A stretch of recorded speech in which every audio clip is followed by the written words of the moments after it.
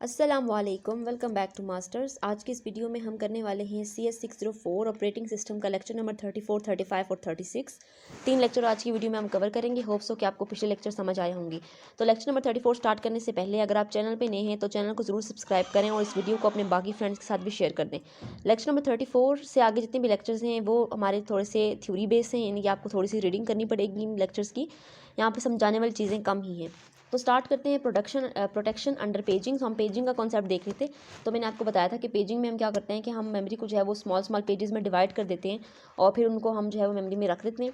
तो ऐसे हम इसको मेमोरी प्रोटेक्शन में भी हम पेजिंग को यूज़ करते हैं। उसको कैसे अचीव कर सकते हैं हम उसमें डिफरेंट बिट्स को ईच पेज से एसोसिएट करके, मतलब लिंक करके, हम जो है वो प्रोटेक्शन को अचीव कर सकते हैं। ठीक है। और जो प्रोटेक्शन होती है वो एक एज अ गार्ड जो है वो रिएक्ट करती है यहाँ पे किसी भी प्रोसेस के अगेंस्ट, ताकि कोई भी एड्रेस के अंदर जो एड्रेस स्पेस होती है वहाँ पर वो पेज ना आ जाए जो उससे बिलोंग नहीं करता। ठीक है। यहाँ पर ये लोग इनवैलिड और वैलिड का कॉन्सेप्ट यूज़ करते हैं। तो अगर कोई भी प्रोसेस इनवैलिड आता है तो फिर उसको वो रिज्यूम नहीं करते, उसको वहीं पर टर्मिनेट कर देते हैं। ठीक है। तो बिट्स यहाँ पे इंडिकेट करती हैं कि एड्रेस स्पेस जो है वो एड्रेस स्पेस का हिस्सा है वो पेज या नहीं है। अगर तो नहीं है, अब द बिट्स अगर इनवैलिड है तो वो इंडिकेट करता है कि पेज है वो उस प्रोसेस से एड्रेस स्पेस का पेज नहीं है। और इलीगल एड्रेसेस को फिर ट्रैप कर लिया जाता है इनवैलिड और वैलिड बिट के ज़रिए से। तो यहाँ पे उन्होंने आपको डायग्राम में भी दिखाया है, अगर आप देख सकते हैं यहाँ पे वैलिड और इनवैलिड बिट्स हैं। V फॉर वैलिड है और I फॉर इनवैलिड रखा है। कुछ हमारे पास पेज टेबल के अंदर एंट्रीज यहाँ पे इनवैलिड और वैलिड है। ये चेक करेंगे कौन सी एंट्री वैलिड है और कौन सी इनवैलिड है। जो हमारे पास वैलिड है उसको आगे हम यहाँ पर पेज टेबल में ऐड कर देंगे और यहाँ पे हमारे पास डिफरेंट पेजेस हैं, ये हमारी मेमोरी डिवाइडेड है। ठीक है। एक बिट हमारे पास है वो पेज टेबल के अंदर रीड और राइट या फिर ओनली जो है वो रीड को भी रिप्रेजेंट कर सकती है। ठीक है। ये एज अ रेफरेंस होती हैं, जो रेफरेंस बताते हैं कि वो मेमोरी से एग्जिस्ट कर रहा है या बिलोंग करता है या नहीं। सेम टाइम पे जो फिजिकल एड्रेस हमारे पास यहाँ पे कंप्यूट हो रहा है उसमें जो प्रोटेक्शन बिट्स हैं वो भी चेक करती हैं कि राइट्स जो है वो जो सिर्फ राइट करने वाले हैं वो रीड ना करें और जो रीड करने वाले हैं वो राइट ना करें। अगर किसी पेज को सिर्फ रीड ओनली की एक्सेस दी गई है फॉर एग्जांपल, तो वो सिर्फ रीड ही करें ना कि कुछ राइट करें। तो वो हम लोग यहाँ पर इसके ज़रिए से चेक करते हैं। और इलीगल अटैम्प्ट जो आते हैं उनको फिर ऑपरेटिंग सिस्टम ट्रैप कर लेता है। ये इंपॉर्टेंट है आपकी MCQs के लिहाज से। उसके बाद यहाँ पे हमें पेज टेबल का स्ट्रक्चर बनाने के लिए 3 जो है वो उन्होंने आपको टेक्निक्स बताई हैं। 3 टेक्निक्स में सबसे पहले हमारे पास हिरारिकल है, मल्टी लेवल पेजिंग नाम से आपको पता चला, जिसमें हम बहुत सारे पेज डिफरेंट बनाते हैं। उसके बाद हमारे पास हैश्ड पेज टेबल है और इन्वर्टेड पेज टेबल है। ये तीनों आपको शॉर्ट क्वेश्चन में अक्सर पूछे जाते हैं। ऑलरेडी ये क्वेश्चन जो है वो 2023 में भी आ चुका है और 22 में भी आ चुका है। आपसे 3 मार्क्स का क्वेश्चन ये पूछ सकते हैं, तो आपको ये तीनों नाम याद होने चाहिए। सबसे पहले हिरारिकी और मल्टी लेवल पेजिंग में देखें तो यहाँ पे हमारे पास जो मॉडर्न कंप्यूटर है उनका जो लॉजिकल एड्रेस होता है वो 2 की पावर 32 से लेके 2 की पावर 64 बिट्स तक होता है, जो बहुत ही लार्ज है। जैसे कि यहाँ पे एग्जांपल आपको दिखाई है कि लॉजिकल एड्रेस 32 बिट का है, पेज साइज उसका 4K बाइट्स है, फिर पेज की जो टेबल एंट्री है वो 4 बाइट की हो रही है। मैक्सिमम पेजेस जो प्रोसेस के अंदर आ रहे हैं वो 232/4 की, यानी कि 1 मिलियन तक आ रहे हैं। तो यहाँ पर बहुत बड़ा साइज़ है। तो इस पेज है वो इतना बड़ा साइज़ की मेमोरी जो है वो एक पेज में फिट नहीं हो सकती, तो हमें और पेजेस चाहिए। तो इसलिए हम इस टेक्निक को मल्टी लेवल पेजिंग कहते हैं, जिसके अंदर मल्टीपल पेजेस को हम यूज़ करते हैं, जिसमें हमारे पास आउटर पेज टेबल और पेज डायरेक्टरी भी मौजूद होते हैं। तो इनको यूज़ करके हम करते हैं। जैसे कि उन्होंने यहाँ पे एग्जांपल दी हुई है कि हम पार्टीशन कर लेते हैं P को 2 हिस्सों में, P1 और P2, क्योंकि आपका P जो है वो सपोज कर लें कि वो 32 बिट मशीन का है, यानी कि बड़ा है, 32 बिट है तो लार्ज है, आपका 2 की पावर 32 बिट है। तो उसके लिए हम P को 2 हिस्सों में डिवाइड कर लेते हैं, P1 और P2। P1 को हम यूज़ करते हैं as a index outer page table के लिए और P2 को हम as a index of inner page table के लिए जो है वो यूज़ करेंगे यहाँ पर। और लॉजिकल एड्रेस को हम पेज नंबर पर डिवाइड कर देंगे। इसको हम 2 लेवल पेजिंग भी कहते हैं और इसके अलावा आप इसको मल्टी लेवल पेजिंग या हिरारिकल पेजिंग भी कह सकते हैं। यहाँ पे उन्होंने आपको डायग्राम में भी दिखाया कि P1 और P2 को हमने डिवाइड कर दिया और यहाँ पे उसको आउटर पेज टेबल की इंडेक्स दी हुई और यहाँ पे इनर पेज टेबल की उसको इंडेक्स दे दी गई है। ठीक है। यहाँ पे कुछ एग्जांपल्स भी हैं। नेक्स्ट हमारे पास जो है वो हैश टेबल है। सेकंड हैश टेबल काफ़ी इंपॉर्टेंट है, ये आपको सेपरेट भी पूछ लेते हैं, क्योंकि मल्टी लेवल जैसा कि हमने देखा टेबल वो तो नाम से ही पता लग जाता है कि मल्टी है उसके अंदर पेजेस, लेकिन हैश टेबल का जो कॉन्सेप्ट है वो आपको समझना पड़ेगा, क्योंकि ये वाला आपको सेपरेट शॉर्ट क्वेश्चन भी ऑलरेडी पास्ट पेपर्स में आ चुका है। तो ये एक कॉमन अप्रोच है जिसमें अंदर हम लोग क्या करते हैं कि हम एड्रेसेस स्पेस को हैंडल करते हैं जो 32 बिट से बड़े हों। ये सेम वही चीज़ है जो हमने पीछे देखी, लेकिन अब थोड़ी सी डिफरेंट है। इसके अंदर भी 32 बिट से लार्जर जो हमारे पास आता है डाटा उसको हैंडल करने के लिए यूज़ होती है। इसके अंदर हर एंट्री को जो है वो लिंक किया जाता है और 3 फील्ड इस्तेमाल की जाते हैं। यहाँ पे सबसे इंपॉर्टेंट पॉइंट यही है कि इसके अंदर हर एंट्री को लिंक लिस्ट के ज़रिए से लिंक किया जाता है। और यहाँ पे इस लिंक लिस्ट के अंदर हमारे पास 3 फील्ड्स हैं, पेज नंबर है, फ्रेम नंबर है उस पेज का फ्रेम नंबर, और दूसरा हमारे पास एक पॉइंटर होता है जो नेक्स्ट एलिमेंट को पॉइंट कर रहा होता है। पेज नंबर को हम P से रिप्रेजेंट करते हैं, फ्रेम नंबर को हम F से रिप्रेजेंट करते हैं, और जो पॉइंटर हमारे नेक्स्ट एलिमेंट को जो है वो पॉइंट आउट कर रहा होता है उसको हम नेक्स्ट से रिप्रेजेंट करते हैं। पेज नंबर हमारे पास जो है वो लॉजिकल एड्रेस में जो है वो हैश किए जाते हैं ताकि इंडेक्स के अंदर, और जो है वो ऑफ एंट्री ने हैश टेबल बनाया जाता है यहाँ पे, ठीक है। जैसे कि आपका हैश पेज टेबल है तो हमारे पास एक हैश पेज टेबल ही बनाया जाएगा, तो उसकी एंट्री के अंदर इस तरह से होगा। उसके बाद जो हमारे पास इंडेक्स है उसको हम सर्च करने के लिए लिंक लिस्ट का इस्तेमाल करते हैं जो हर एंट्री के साथ, और उसका पेज नंबर और फ्रेम नंबर को भी चेक किया जाता है, कोरस्पॉन्डिंग एंट्री जो भी आपकी आई है उसको लिंक लिस्ट के अंदर देखा जाता है। और इसका जो सबसे बड़ा एडवांटेज ये है कि आपके जो पेज टेबल है उसका साइज स्मॉलर बनता है, स्मॉलर पेज बनते हैं। जैसे कि मैंने आपको एग्जांपल में दिखाया भी है यहाँ पे कि हमने हैश फंक्शन को यूज़ करके एक हैश टेबल बनाया है। यहाँ पे आपके लॉजिकल एड्रेस हमारे पास है POD, ये हमारे पास एक लॉजिकल एड्रेस और एक फिजिकल एड्रेस है। अब यहाँ से हमारे पास जो है वो हैश टेबल में जाएगा, और यहाँ पे हमारे पास एक लिंक लिस्ट मौजूद है। लिंक लिस्ट के अंदर हम देखेंगे, उसके बाद उसको फिजिकल एड्रेस को चेक करने के बाद हम फिजिकल मेमोरी के अंदर उसको जो है वो पुट कर देंगे, ठीक है। तो ये हमारे पास हैश टेबल का कॉन्सेप्ट है, इसको शॉर्ट क्वेश्चन आपको सेपरेट भी आ सकता है। तीसरा टेबल हमारे पास इन्वर्टेड पेज टेबल का, ये बाकी पेज टेबल से डिफरेंट है।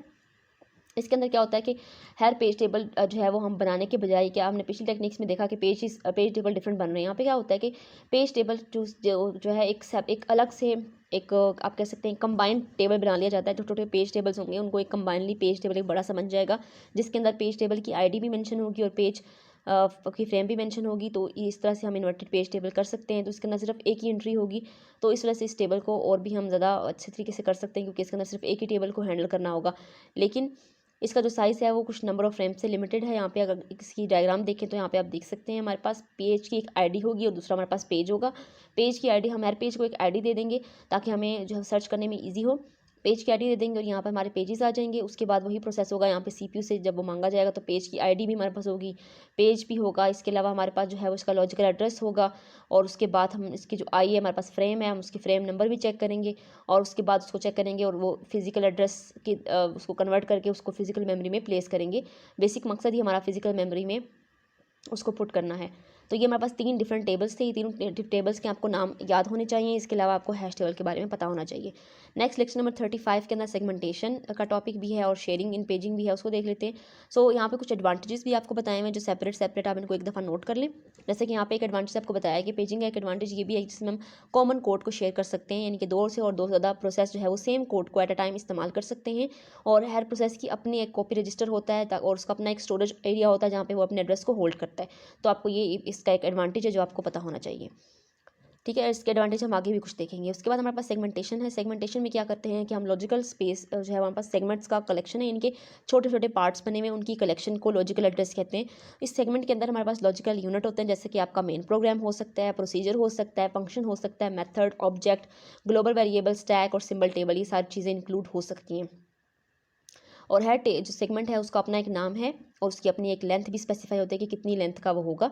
तो ये टॉपिक भी आपका इंपॉर्टेंट है, आप शॉर्ट क्वेश्चन में पूछ सकते हैं कि सेगमेंटेशन क्या है। तो सेगमेंटेशन के अंदर हम जो है वो उसको लॉजिकल एड्रेस स्पेस को स्मॉल सेगमेंट्स में डिवाइड कर देते हैं और फिर उसकी कलेक्शन को हम लोग सेगमेंटेशन कहते हैं। इसके अंदर हमारे पास लॉजिकल यूनिट होता है, उनके डिफरेंट आप यहाँ से नाम भी देख सकते हैं, 3-4 आप नाम भी लिख सकते हैं। इसके अलावा बता सकते हैं कि हर सेगमेंट का एक अपना नाम और एक लेंथ होती है, जैसे कि मैंने आपको यहाँ पे मेंशन करके भी एक डायग्राम के जरिए से दिखाया है, ठीक है। उसके बाद हमारे पास यहाँ पे 2 रजिस्टर हैं जो हमारे पास इसमें यूज़ होते हैं। इसमें सेगमेंट टेबल बेस रजिस्टर है और सेगमेंट टेबल लेंथ रजिस्टर है। ये दोनों भी इंपॉर्टेंट है, इनकी शॉर्ट फॉर्म भी देख लीजिए कि STBR की फुल फॉर्म हमारे पास सेगमेंट टेबल बेस रजिस्टर है, STLR की हमारे पास full form segment table length register है। अब जो हमारे पास ये है ये पॉइंट करता है सेगमेंट टेबल को, जो मेमोरी के अंदर जो लोकेशन होती है उसको पॉइंट आउट कर रहा होता है, और ये हमारे पास नंबर ऑफ सेगमेंट जो प्रोग्राम यूज़ कर रहा होता है उसको इंडिकेट कर रहा होता है कि कितने उसने यूज़ कर लिए हैं, ठीक है। जैसे लेंथ से आप इसको अंदाज़ा लगा सकते हैं।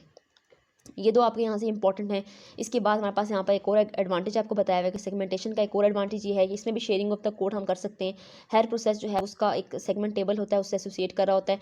सेगमेंट जो है वो अपनी एंटिटीज़ को भी शेयर कर सकते हैं आपस में। इसके अलावा डिफरेंट प्रोसेसेस जो है वो सेम फिजिकल लोकेशन को भी पॉइंट आउट कर सकते हैं। तो यहाँ से आपने इतना ही याद रखना है। उसके बाद हमारे पास नेक्स्ट टॉपिक है प्रोटेक्शन का। सो पर्टिकुलर एडवांटेज जो हमारे पास सेगमेंटेशन का है कि वो हम उसके अंदर हम प्रोटेक्शन कर सकते हैं। Some segmentation segments are instruction whereas other segment are data. यहाँ ये इंपॉर्टेंट है आपके MCQs के लिए। कुछ जो है वो सेगमेंट हमारे पास इंस्ट्रक्शन होती है और कुछ डाटा भी हो सकता है, ठीक है। ये वाला टॉपिक वैसे इतने इंपॉर्टेंट नहीं है, जो चीज़ें इंपॉर्टेंट है मैं आपको बता रही हूँ, साथ साथ तो आपने वही माइंड में रखनी है। यहाँ पे हमारे पास हर सेगमेंट टेबल के साथ जो एंट्री एसोसिएट कर रही होती है उसको एक अलग सी वैल्यू दी जाती है यहाँ पे। और वैलिडेशन बिट, अगर तो वैलिडेशन बिट 0 है तो इसका मतलब है कि कोई इलीगल सेगमेंट है जिसको आगे नहीं जाने दिया जाएगा। इसके अलावा रीड है, राइट है और एग्जीक्यूट बिट है। रीड जैसे कि नाम से पता है वो सिर्फ रीड कर पाएगा वो सेगमेंट, तो इसने वो चेक करना है कि वो राइट ना करें। और राइट वाला सेगमेंट हमारे पास है जिसको राइट की एक्सेस है। इसके अलावा एग्जीक्यूट बिट की भी एक्सेस हम देंगे उस हिसाब से, ठीक है। तो अपने इतना ही इसमें याद रखना है। सेगमेंटेशन का सबसे बड़ा जो प्रॉब्लम है, डिसएडवांटेज है या फिर इशू है, उससे हम एक्सटर्नल फ्रेगमेंटेशन है। एक्सटर्नल फ्रेगमेंटेशन को हम ऑलरेडी डिस्कस कर चुके हैं पिछले लेक्चर्स में कि यहाँ पे हमारे पास जो मेमोरी स्पेस होती है वो कंटिन्यूस नहीं होती है, यानी कि तरतीब से नहीं होती है, यानी कि 1 2 3 4 लाइक दिस नहीं होती, कोई 4 3 या बीच में से मिसिंग होता है जिसकी वजह से मेमोरी आपकी कंटिन्यूस नहीं रह पाती। इसको हम एक्सटर्नल फ्रेगमेंटेशन कहते हैं। और आपने सेगमेंटेशन का इशू याद रखना है, सेगमेंटेशन होता क्या है और इसका मेन इशू क्या है और इसके अंदर तो कौन से 2 रजिस्टर इस्तेमाल होते हैं, बस ये इतना सा आपने इस टॉपिक से करना है, ठीक है। उसके बाद हमारे पास लेक्चर नंबर 36 है। इसमें हमारे पास पेज सेगमेंटेशन है। इसमें बताया हुआ है आपको कि हमने हर सेगमेंट को फिक्स पेज साइज़ में डिवाइड कर दिया गया है। आपके पास जितने भी सेगमेंटेशन है उनको फर्दर आप फिक्स पेज साइज़ में डिवाइड करेंगे इनकी। अगर आप 2 2 का बना रहे हैं तो फिर आप 2 2 जो है वो रखेंगे सारे के पेज साइज़ का। तो ये एक MCQs के लिए इंपॉर्टेंट है। इसके अलावा यहाँ पे आपको लॉजिकल एड्रेस बताया गया कि वो लीगल होगा, तो हमारे पास कब लीगल होगा, if D is less than segment length, ठीक है। आपने बस इतना सा MCQs के लिए याद रखना है। बाकी लेक्चर नंबर 36 से कुछ भी खास इंपॉर्टेंट नहीं है। यहाँ पे हमारे पास मल्टिक्स के बारे में बताया आपको कि ये हमारे पास 1960 में और अर्ली 1970 में यूज़ होता था। तो ये हमारे पास फाइनेस्ट ऑपरेटिंग सिस्टम था। तो आपको याद रखना है कि ये क्या था, ये एक ऑपरेटिंग सिस्टम था और ये हमारे पास लेट 1960 और अर्ली 1970 के अंदर जो है वो बनाया गया था, ठीक है। और इसके अंदर हमारे पास जो सेगमेंट साइज़ था वो बहुत लार्ज था। यहाँ पर उन्होंने इसके कुछ फीचर्स भी आपको बताएं कि लॉजिकल एड्रेस 34 बिट्स था। यहाँ पे GE हमारे पास 345 प्रोसेसर्स थे इसके अंदर, इस ऑपरेटिंग सिस्टम के अंदर। पेज साइज इसके अंदर 1 किलोबाइट्स का था। इसके अंदर जो S था वो 18 बिट्स था, D हमारे पास 16 बिट्स था। इसके अलावा size of P and D हमारे पास लार्जेस्ट सेगमेंट साइज़ थे, मैक्स नंबर ऑफ वैल्यूज़ थे। तो ये आप कुछ इसके फीचर्स हैं, ये आप यहाँ से कुछ फीचर्स माइंड में रख सकते हैं। अगर आपको क्वेश्चन आ जाता है तो आप कर सकते हैं। इसके अलावा ये टोला टॉपिक सिर्फ MCQs के पॉइंट ऑफ व्यू से इंपॉर्टेंट है, यहाँ से शॉर्ट क्वेश्चन आपको नहीं आते। उसके बाद रियल मोड है। 20 बिट फिजिकल एड्रेस हम जो है वो कैसे ऑब्टेन कर सकते हैं, इसको हम कैसे ऑब्टेन कर सकते हैं। इसको ऑब्टेन करने के लिए हम क्या करते हैं कि हम लेफ्ट सेलेक्टर को शिफ्टिंग लेफ्ट द सेलेक्टर को लेफ्ट साइड पे शिफ्ट करेंगे और value by 4 bits and adding it to the 16 bit effective address. तो ये एक इंपॉर्टेंट है आपकी MCQs के लिए, आपसे पूछ सकते हैं कि फिजिकल एड्रेस में कितने बिट्स हम कर सकते हैं, तो 20 बिट्स कर सकते हैं। और शिफ्टिंग किस तरफ करेंगे तो वो लेफ्ट साइड पे करेंगे।